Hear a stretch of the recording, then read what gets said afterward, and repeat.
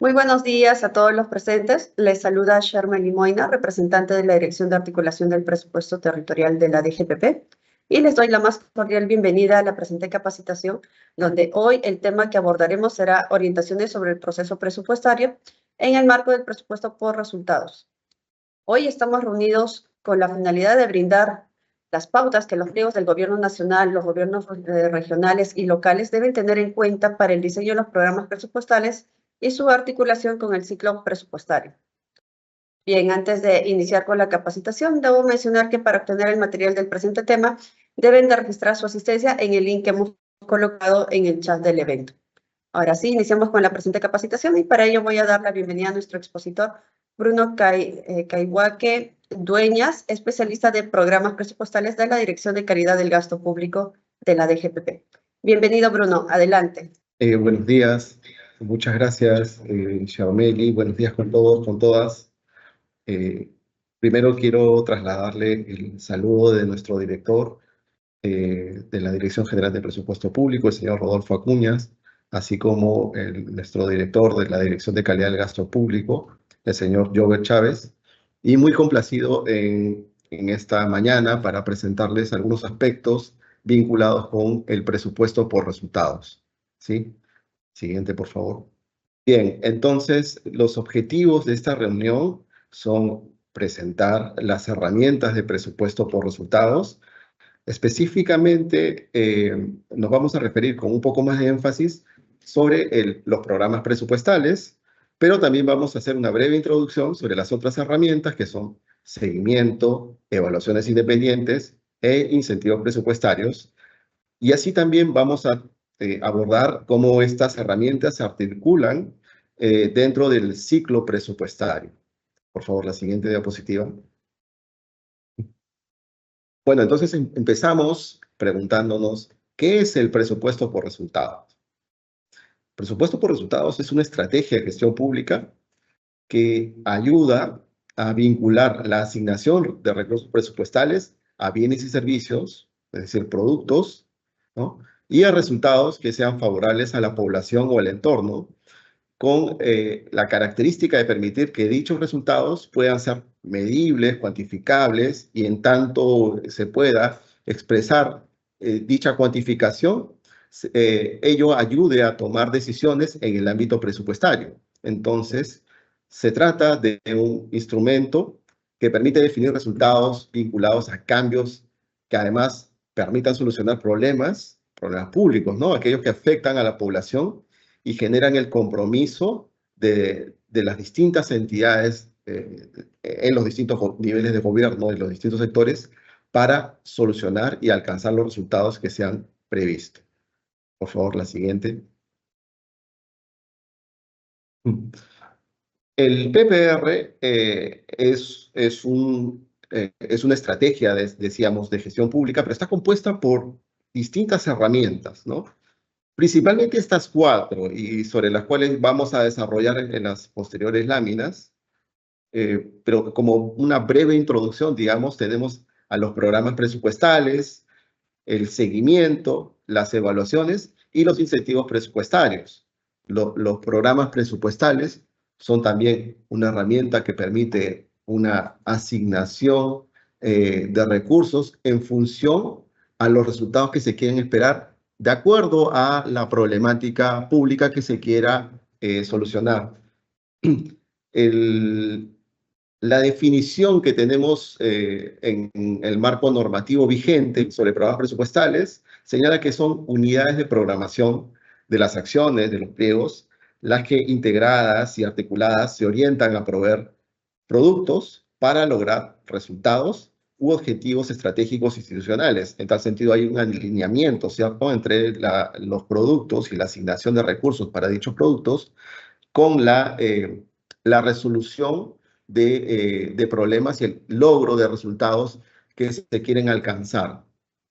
En cuanto al seguimiento, se trata del análisis de las relaciones entre recursos, insumos, productos y resultados a través del uso de indicadores, básicamente indicadores de desempeño, u otros instrumentos para identificar avances y resultados obtenidos respecto a lo que se ha esperado en cuanto a lo previsto, además de, en algunos casos, aquello que se ha definido dentro de la línea de producción.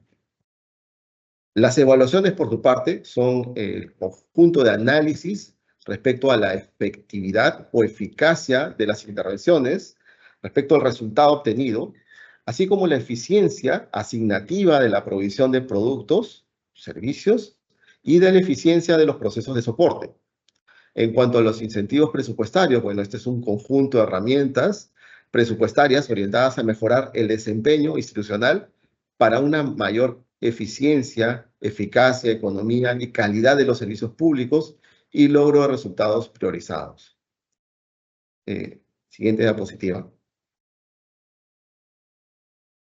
El PPR, además, es un sistema de gestión que se integra a un sistema más grande, que es el Sistema Nacional de Planeamiento. Entonces, el PPR es un componente del SINAPLAN. ¿Y cómo funciona esta articulación con el Sistema Nacional de Planeamiento? Bueno, el SINAPLAN define, a través del Plan Estratégico de Desarrollo Nacional, la visión del Perú al 2050, resultados finales que se piensan alcanzar precisamente en ese horizonte temporal, de aquí al 2050. Esos resultados finales nos sirven de insumos para identificar cuáles son los resultados específicos o las problemáticas específicas que se quieren abordar a través de las distintas estrategias de PPR, entre ellas los programas presupuestales. Entonces, los resultados finales del Plan Estratégico de Desarrollo Nacional nos proveen de insumos para identificar los resultados específicos que luego van a ser abordados a través de las herramientas del PPR, como decía, ¿no? Para, en algunos casos, determinar cuáles son los factores causales sobre esa problemática e identificar alternativas de solución en función a la mejor evidencia disponible para resolver ese problema público y alcanzar los resultados específicos alineados con el resultado final del SINAPLAN, ¿no? Para ello se cuenta con las distintas herramientas del PPR, como los programas presupuestales, el seguimiento, las evaluaciones y los incentivos. Siguiente diapositiva, por favor. Bueno, además, el PPR, como les decía, es una estrategia de gestión pública que está compuesta por distintas herramientas, pero dichas herramientas, cada una de ellas, también se subdivide en otras herramientas.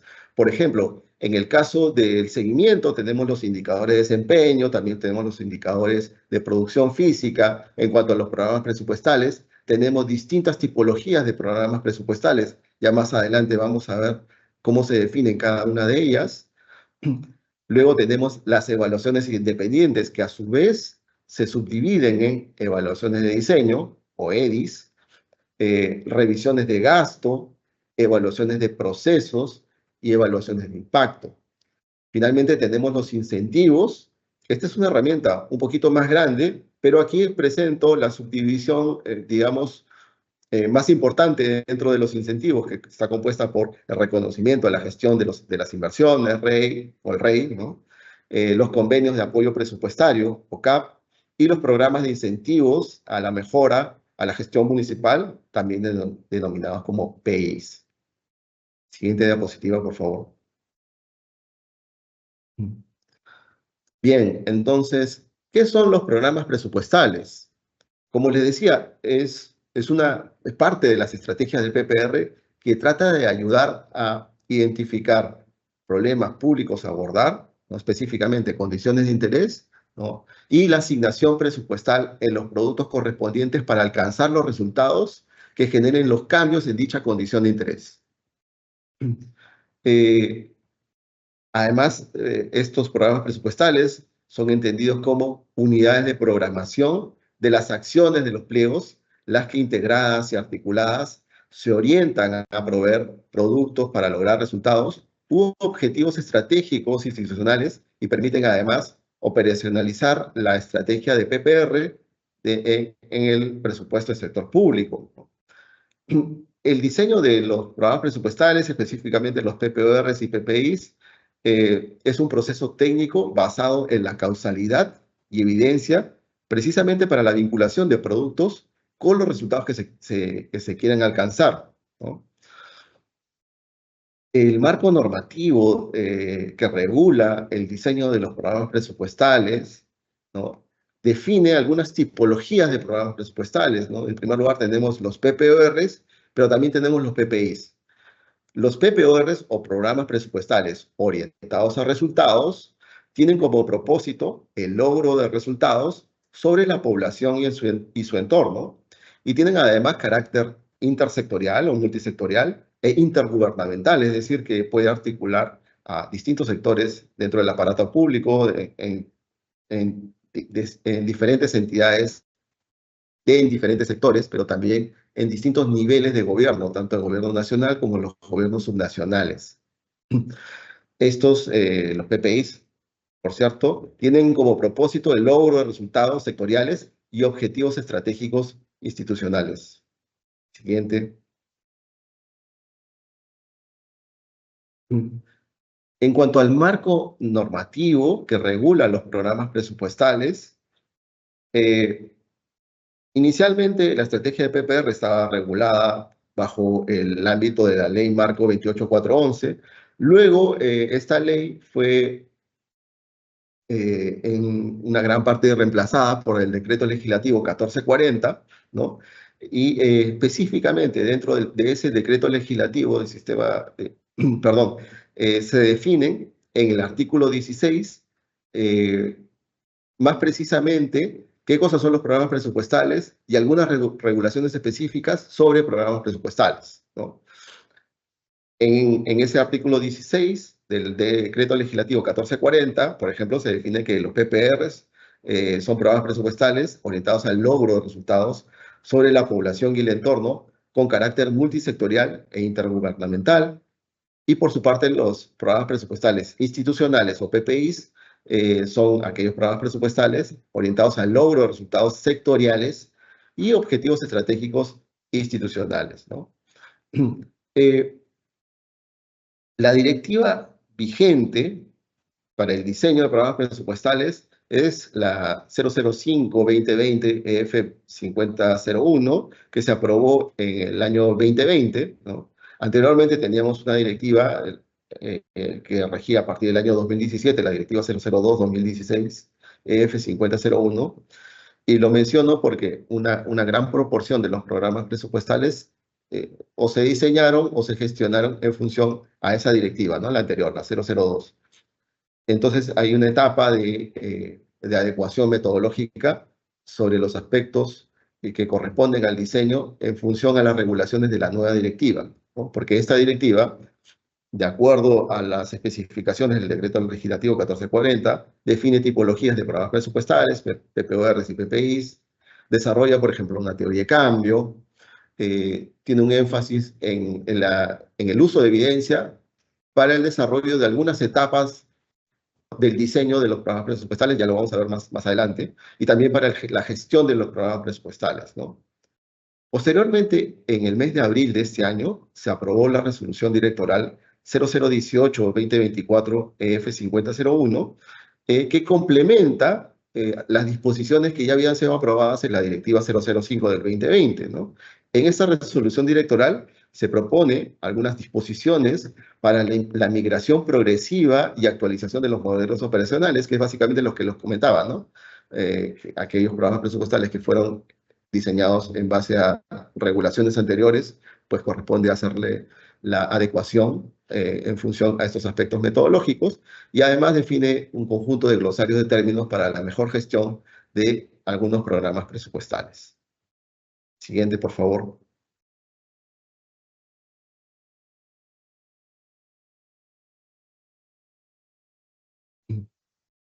Bien, el diseño de los programas presupuestales tiene distintas etapas. Es un proceso, como habíamos dicho, basado en la causalidad y la evidencia, y se han definido distintas etapas, principalmente cinco, ¿no? En primer lugar está la identificación de una condición de interés, ya vamos a explicar cada una de ellas más adelante.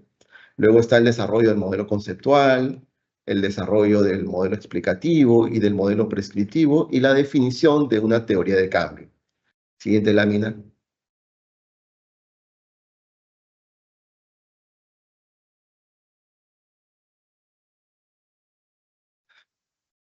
En cuanto a la condición de interés es básicamente el problema público que se quiere abordar o que se quiere resolver a partir del programa presupuestal, ¿no? Una condición de interés, entonces, expresa de manera específica una cualidad, condición o atributo y cuyo abordaje desde el ámbito de las políticas públicas es relevante y es por eso que se trata de resolver mediante un programa presupuestal. La condición de interés puede expresarse a partir de aspectos negativos como la desnutrición crónica en niños menores de 36 meses o como la violencia física contra la mujer en su relación de pareja, pero también como a partir de aspectos positivos como la productividad de la microempresa o como las habilidades de lectura en escolares pueden ser incrementadas, ¿no? El desarrollo de una condición de interés sigue distintas etapas. Aquí les muestro parte de ellas, ¿no? En el paso 1 hay que definir cuáles son las potenciales condiciones de interés, es decir, hay que proponer cuáles son los potenciales problemas que se quieren resolver a partir de un programa presupuestal, ¿no? Y hacer un análisis y diagnóstico de la problemática para seleccionar posteriormente, ¿no? Llevar a cabo el siguiente proceso, que es análisis y selección de la condición de interés en base a la magnitud de la problemática que se quiere resolver. Siguiente lámina, por favor. Aquí tenemos un ejemplo.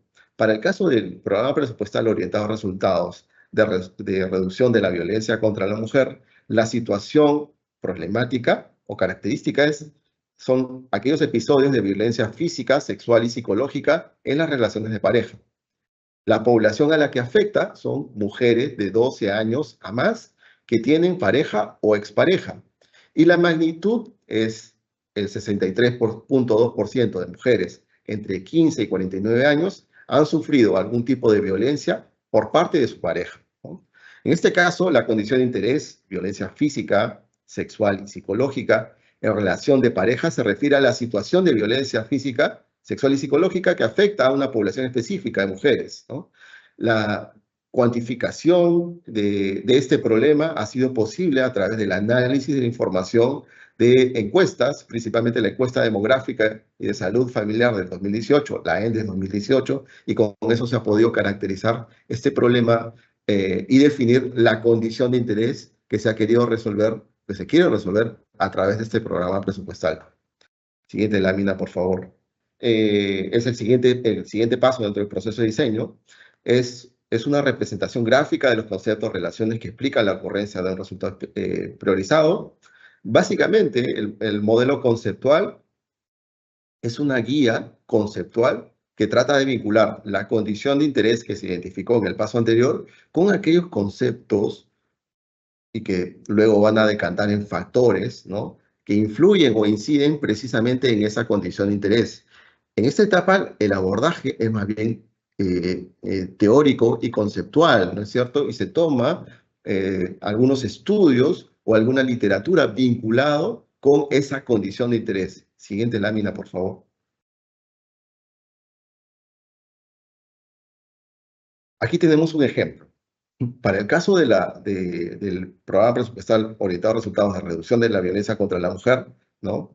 Lo que se propone de manera conceptual y lo que han propuesto estos autores, Heise y colegas, en el documento Ending Violence Against Women, es que factores contextuales, básicamente factores sociales, comunitarios, relacionales e individuales, pueden influir, ¿no? En estos episodios de violencia contra la mujer. Es decir, que, por ejemplo, factores sociales, como aquellos factores culturales, ¿no? En el ejemplo que estamos proponiendo en la lámina, se menciona que aquellas normas que dan por sentado el control de los hombres sobre la conducta de las mujeres, que son aspectos culturales básicamente, ¿no? Predisponen a una aceptación a la violencia como vía de resolución de conflictos. Y eso seguramente va a influir o va a incidir en aspectos comunitarios, relacionales e individuales que van a decantar en episodios de violencia contra la mujer, ¿no? Entonces, el propósito de identificar estos modelos conceptuales es tener estas guías conceptuales que nos van a permitir poseer relaciones que se proponen de manera conceptual, en primer lugar, tienen asidero en función a la evidencia. Siguiente lámina, por favor.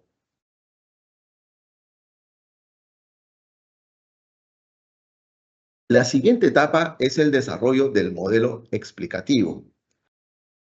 Suelo explicar este aspecto trabajando o tratando en base a una analogía médica, ¿no? Es como cuando el médico revisa al paciente y trata de hacer un diagnóstico, ¿no? Y, digamos, determina que una persona tiene una enfermedad, digamos, como la gripe, ¿no?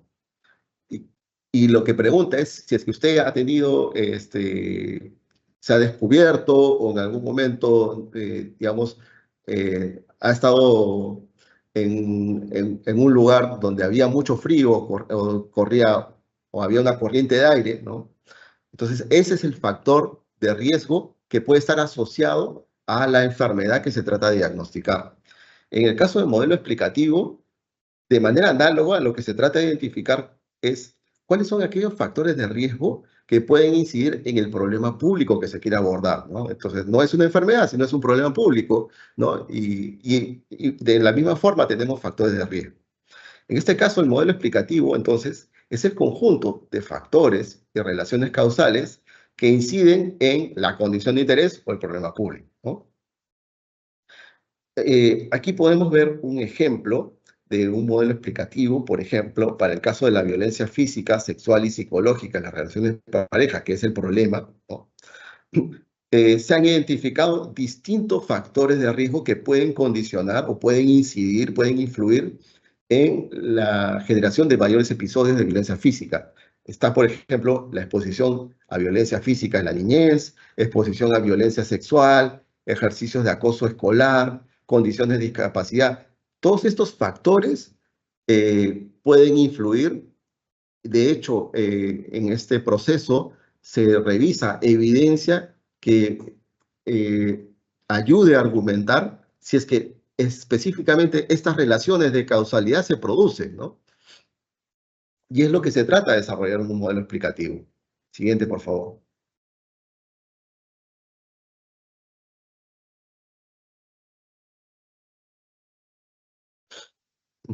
El modelo explicativo y el prescriptivo, que lo vamos a ver posteriormente, tienen un uso muy importante de evidencia para el sustento de las relaciones causales o el sustento de la eficacia de las intervenciones que luego se van a seleccionar dentro del programa presupuestal. Entonces aquí conviene definir qué cosa es evidencia o qué entendemos por evidencia.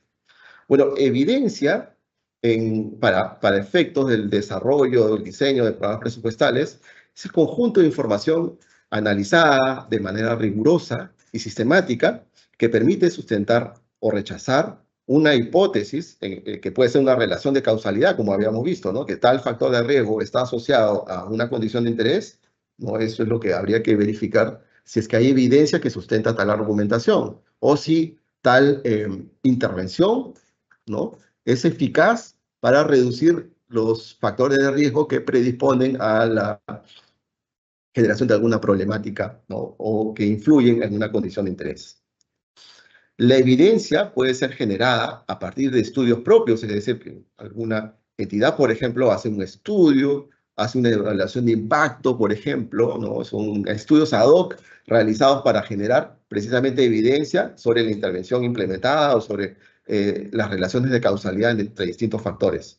Pero también puede provenir de estudios de terceros, es decir, que una entidad no hizo el estudio, sino que lo recogió a partir de estudios realizados por entidades como IPA-JPAL, por ejemplo, o la AAA Impact, ¿no? U otros investigadores independientes que también publican sus investigaciones en repositorios o bases de datos científicas, ¿no? Tienen alguna de ellas. También cabe mencionar que la evidencia puede estar clasificada en distintas categorías de acuerdo a la certeza que se puede generar a partir del análisis de dicha información. En primer lugar, tenemos los metaanálisis, que son estudios sobre estudios, es decir, son estudios que analizan el efecto promedio de varios estudios. Luego están los estudios experimentales, pero específicamente aquellos en donde hay un control riguroso del sesgo para la selección en cuanto a los grupos de tratamiento y control. También están los estudios cuasi-experimentales, que incluyen regresiones discontinuas, diferencias, ¿no? Matching, entre otros. Estudios observacionales, por ejemplo, estudios de cohortes, caso y control, análisis multivariado, etc. Y diseños cualitativos, se refieren a, por ejemplo, casos de estudio, sistematización de entrevistas, grupos focales, entre otros, ¿no? Entonces, esta es la jerarquía de la evidencia que presenta en los niveles superiores, aquella evidencia que es más sólida, o que suele ser más sólida, para precisamente sustentar las relaciones de causalidad o las afirmaciones de eficacia de una intervención sobre una condición de interés. Siguiente lámina, por favor.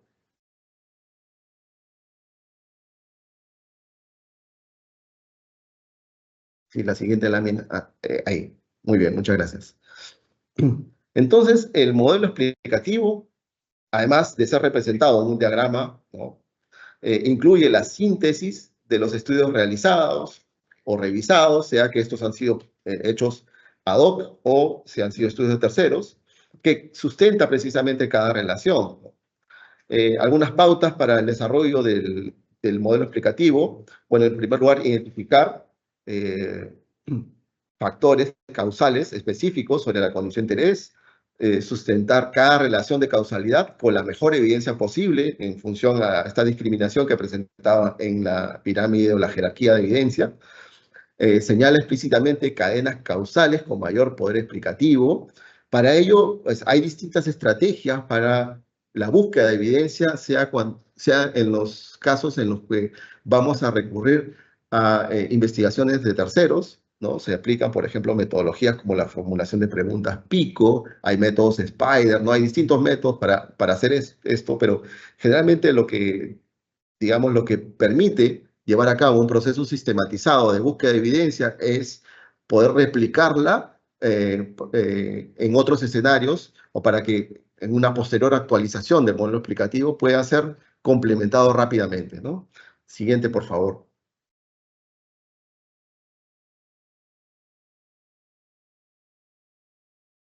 Aquí teníamos un ejemplo en cuanto a el proceso de búsqueda de evidencia. Normalmente esto se hace en función a consultas a base de datos, a buscadores especializados, ¿no es cierto? Y hay un proceso de recopilación de información y de análisis posterior de esa evidencia para seleccionar aquella que es más relevante de acuerdo al propósito de la revisión. En este caso, en el caso del modelo explicativo, lo que queremos hacer es tener evidencia que sustente la relación de causalidad entre el factor de riesgo y la condición de interés. Entonces, hay un proceso también de discriminación de los estudios que han sido recolectados a partir de la búsqueda de evidencia, y luego esos estudios son analizados y sintetizados en los informes que se proponen dentro del modelo explicativo. Siguiente lámina, por favor. Aquí tenemos un ejemplo acerca de cómo se presenta, ¿no? El modelo explicativo a partir de la síntesis de la literatura o de la evidencia que se ha identificado en este proceso. Por ejemplo, acá tenemos los niños o niñas que nacieron prematuros antes de los 36 semanas presentan un elevado riesgo de desarrollo de desnutrición crónica antes de cumplir los 24 meses de edad.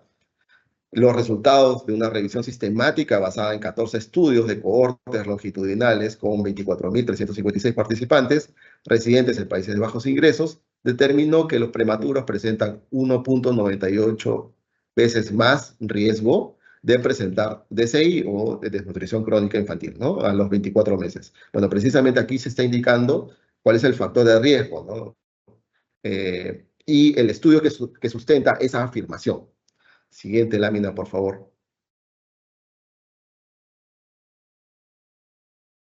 El siguiente paso, una vez que ya identificamos cuáles son los factores de riesgo, es identificar cuál es el conjunto de intervenciones que ayuda a incidir sobre esos factores de riesgo para, de esa forma, disminuir los efectos de la condición de interés, ¿no? Es como el médico que una vez que identificó cuáles son los factores de riesgo que pueden estar causándote la enfermedad, te prescribe una medicina, por eso lleva el nombre de modelo prescriptivo. ¿no? En este caso, la medicina, entre comillas, podría ser pues las intervenciones que se van a seleccionar dentro del programa presupuestal. Entonces, el modelo prescriptivo es el conjunto de intervenciones seleccionadas con base a la mejor evidencia científica disponible que tiene efectos en los factores o en las condiciones de interés que se incluyen dentro del modelo explicativo. En este diagrama, por ejemplo, podemos ver que hay un conjunto de intervenciones que han sido revisadas y analizadas, seleccionadas dentro del modelo prescriptivo, y estas están relacionadas con cada uno de estos factores de riesgo, es decir, que hay evidencia que sustenta que tal intervención tiene un efecto sobre el factor de riesgo y por lo tanto va a mejorar algunos aspectos de interés dentro de la condición de interés. Siguiente lámina, por favor. Aquí tenemos un ejemplo para el caso del resultado, comunicación verbal efectiva en niños de 9 a 36 meses. Tenemos el factor escenarios o contextos comunicativos, ¿no? Ese es el factor que incide positivamente, en este caso, en la comunicación verbal o afectiva. Y para ello se han identificado distintas intervenciones, ¿no? Número uno, sesiones educativas para interacciones comunitarias, ¿no?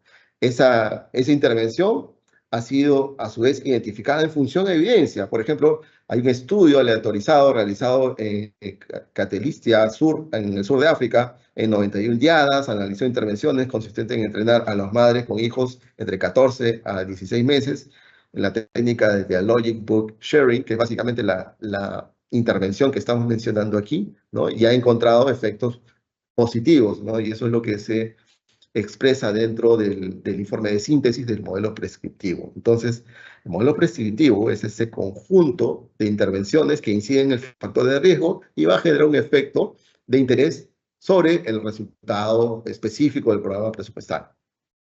Siguiente lámina, por favor.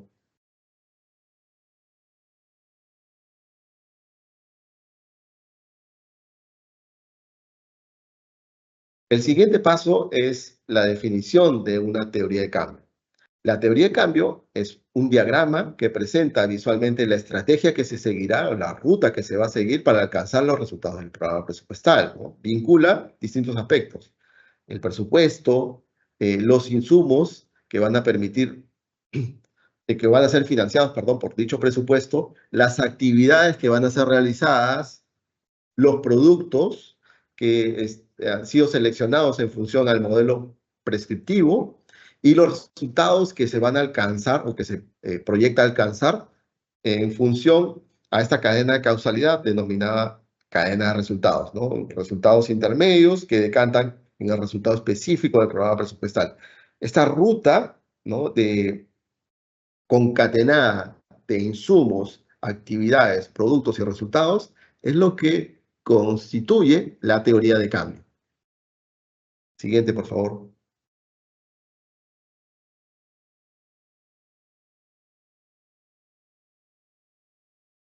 Aquí tenemos un ejemplo, ¿no? En este caso, el resultado específico es el nacimiento saludable. Los resultados intermedios que van a promover o van a generar efectos sobre el nacimiento saludable están, por ejemplo, el estado de nutrición de las mujeres adolescentes de 12 a 17 años, el estado de salud y nutrición de la gestante, los estilos de vida adversos en la gestante, los estados emocionales de la gestante. Bueno, para alcanzar estos resultados intermedios que van a generar el resultado específico del programa presupuestal, se requieren, y eso es lo que expresa esta teoría de cambio, distintos productos, ¿no?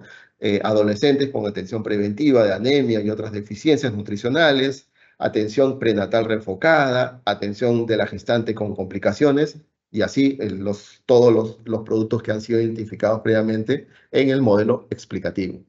Siguiente, por favor.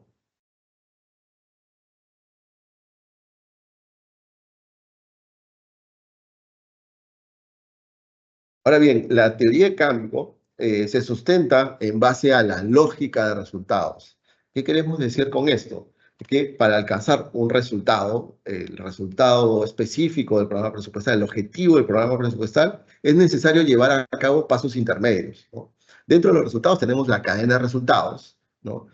Por ejemplo, para disminuir la desnutrición crónica en niños menores de 24 meses, un resultado previo a alcanzar es aumentar el lavado de manos e higiene en madres de niños menores a 24 meses Y esto va a generar, ¿qué cosa? La disminución de episodios de diarrea en niños menores a 24 meses, y por su parte esto va a decantar en una menor incidencia en la desnutrición crónica de niños menores a 24 meses, ¿no? Entonces se desarrolla como una cadena, como un engranaje que uno mueve, una rueda mueve a la siguiente, ¿no?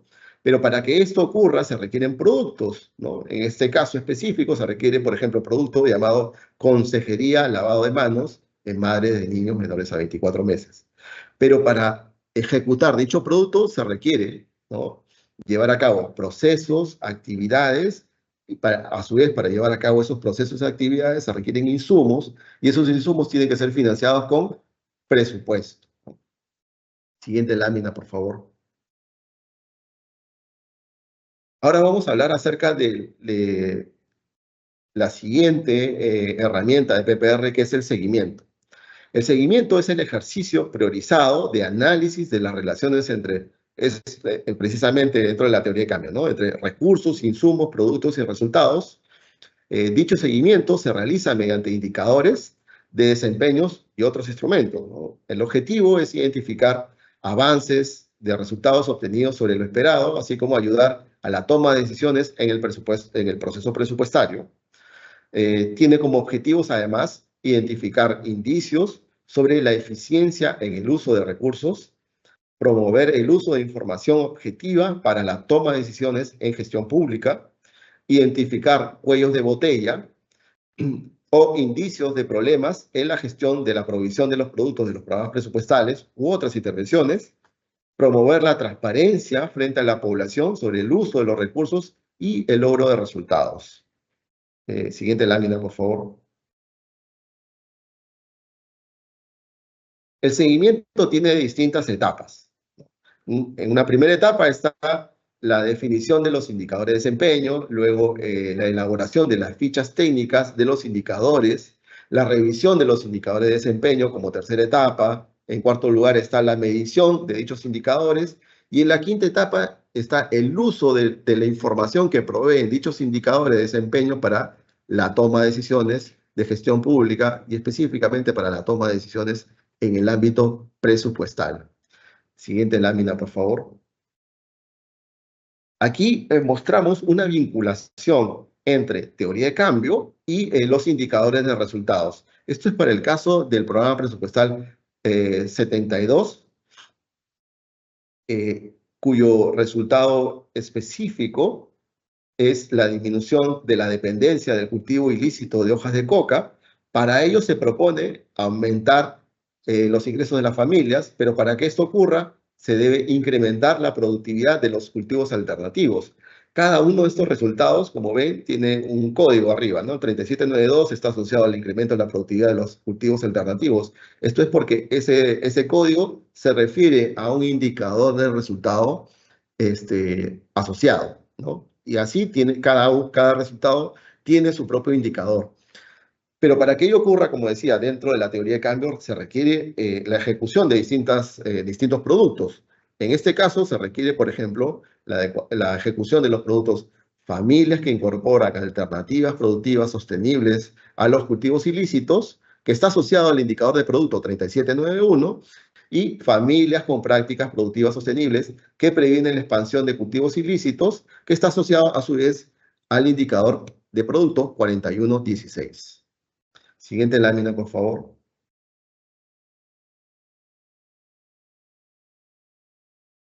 Luego están los incentivos presupuestarios. Los incentivos presupuestarios son un conjunto de herramientas de índole presupuestaria que sirven para ayudar e impulsar a la mejora del desempeño institucional en términos de una mayor eficiencia, eficacia, economía y calidad de los servicios públicos, así como para el logro de resultados u objetivos estratégicos institucionales. Hay distintas herramientas dentro de los incentivos presupuestarios, pero digamos las principales son estas tres que propongo en esta lámina. Reconocimiento a la gestión de inversiones, o el REI, que está dirigido principalmente a municipalidades dentro de los gobiernos, dentro del nivel de gobiernos locales. Los programas, o el programa de incentivo a la mejora de gestión municipal, el PI, también a municipalidades. Y los convenios de apoyo presupuestario CAP, en donde también participan gobiernos regionales. Siguiente lámina, por favor. Luego están las evaluaciones independientes. Las evaluaciones independientes constituye aquel análisis sistemático y objetivo sobre las intervenciones públicas en donde se quiere ver, por ejemplo, la eficacia de una intervención o si el resultado, el cambio que se genera en una intervención es generado precisamente por la intervención. Se quiere verificar si es que la intervención o se le puede atribuir el éxito de la política pública a la intervención, ¿no? Para ello se tienen distintas herramientas. Están las evaluaciones de diseño, o EDIS, precisamente aborda los aspectos de diseño de la intervención pública, las evaluaciones de proceso, o EPROS, que abordan la implementación o cómo se implementa dicha intervención, las evaluaciones de impacto, o EI, que aborda la eficacia o la efectividad de la intervención pública, y las revisiones de gasto sobre el costo-eficiencia de la intervención pública. Siguiente lámina, por favor. Ahora bien, las distintas herramientas del PPR también se articulan dentro del ciclo presupuestario. En el caso de los programas presupuestales y los incentivos presupuestarios, estos se ejecutan todo el año, ¿no es cierto? Entonces están dentro de la fase de ejecución.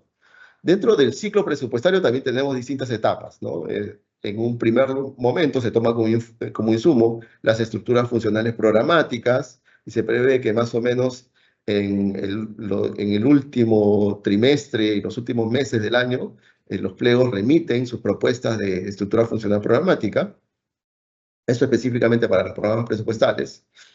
Entre enero y febrero se realiza la estimación de los ingresos y ello sirve de insumo para la estimación del APM, que es un proceso que se lleva a cabo entre los meses de febrero y mayo, ¿no? Luego, entre tanto, también se realizan los procesos de programación y formulación entre abril y julio y se lleva a cabo la etapa de sustentación del presupuesto. En agosto, precisamente en este mes, se presenta el proyecto de ley de presupuesto al Congreso y este proyecto de ley se debate entre los meses de septiembre a noviembre, cuando finalmente es aprobado, ¿no?, en esa instancia de gobierno.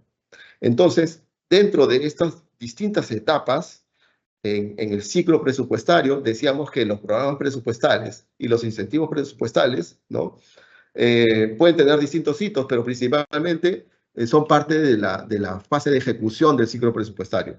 Pero en el caso de las evaluaciones y el seguimiento, sí que hay distintos aspectos que están vinculados específicamente, sea con los procesos de programación y formulación de presupuesto, ¿no? En el caso de evaluaciones, por ejemplo, tenemos el informe global de gestión presupuestal para la revisión del cumplimiento de las metas en el año previo, ¿no? Y en el caso del seguimiento, se toma como insumo la información de los indicadores y el logro de las metas de los indicadores. Para ello se revisa la aprobación de indicadores para la medición y se lleva a cabo un proceso de programación de metas de desempeño. Con esa información se revisan si es que se ha alcanzado o cuál ha sido la evolución de dichos indicadores, ¿no? Y esa información sirve para la toma de decisiones en el ámbito presupuestal, específicamente para el proceso de programación y formulación del presupuesto. Bueno, muchas gracias por su atención y quedamos para las preguntas correspondientes. Muchas gracias.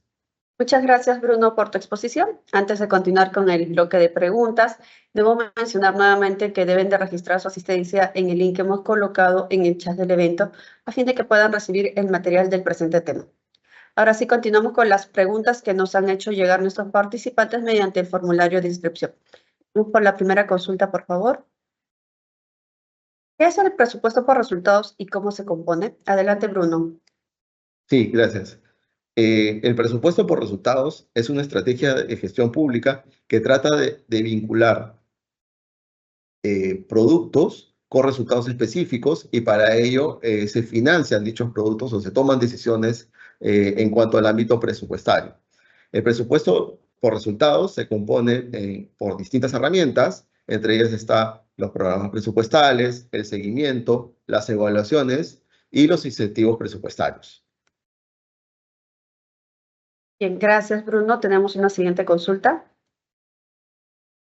¿Qué son los programas presupuestales? Son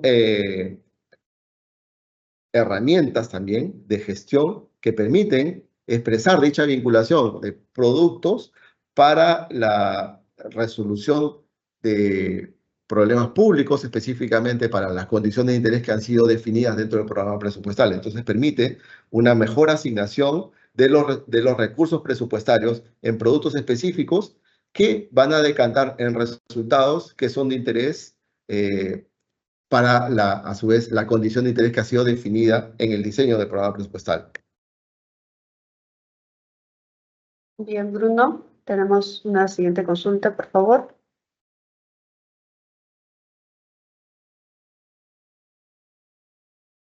¿Qué tipo de evidencia se emplea en el diseño de programas presupuestales? Adelante. Sí, básicamente aquella evidencia que ha sido generada de manera propia por la entidad a partir de estudios como evaluaciones de impacto o evidencias que evidencia, perdón, que ha sido generada a partir de estudios realizados por otras entidades o por investigadores independientes, ¿no? Esta evidencia sirve para sustentar relaciones de causalidad entre factores y condiciones de interés o para sustentar la eficacia de las intervenciones sobre factores de riesgo o sobre la condición de interés del programa presupuestal. Bien, continuamos con las consultas, por favor. ¿Qué es la teoría del cambio? Adelante. Es una representación gráfica que expresa la ruta que se debe seguir para alcanzar los resultados que se prevén lograr en el diseño del programa presupuestal. Entonces vincula el presupuesto con insumos, actividades, productos y que a su vez están asociados a resultados intermedios que van a decantar en el resultado específico del programa presupuestal. Bien, tenemos una última consulta. ¿Qué herramientas del PPR sirven para la toma de decisiones en las fases de programación y formulación presupuestaria del ciclo presupuestal? Adelante, Bruno. Habíamos comentado que las herramientas de PPR, o todas las herramientas de PPR, en realidad sirven para la toma de decisiones dentro del ciclo presupuestal. Pero específicamente dentro de la programación y formulación, tenemos en el caso de evaluaciones el informe global de gestión presupuestal, en donde se lleva a cabo un proceso exhaustivo de análisis en cuanto a los resultados que se van a alcanzar en las distintas intervenciones del presupuesto público. Y en el caso del seguimiento, a partir del análisis de los indicadores de desempeño y su evolución para la toma de decisiones presupuestal. Gracias, Bruno, por responder las consultas planteadas por nuestros participantes. De esta manera culminamos con la presente capacitación virtual. También les recordamos que si tuviesen alguna consulta en materia presupuestaria o sobre el tema tratado el día de hoy, pueden comunicarse con nuestros sectoristas de la Dirección General de Presupuesto Público o con los especialistas en presupuesto público de la sede también más cercana a su localidad. Y los contactos los pueden encontrar en los enlaces web que hemos colocado en el chat del evento. Finalmente, comentarles que los videos de esta capacitación y todas las capacitaciones virtuales realizadas por la Dirección General de Presupuesto Público los pueden encontrar en nuestra página web o en el canal del YouTube del Ministerio de Economía y Finanzas. Que tengan un excelente día. Muchas gracias a todos por su participación.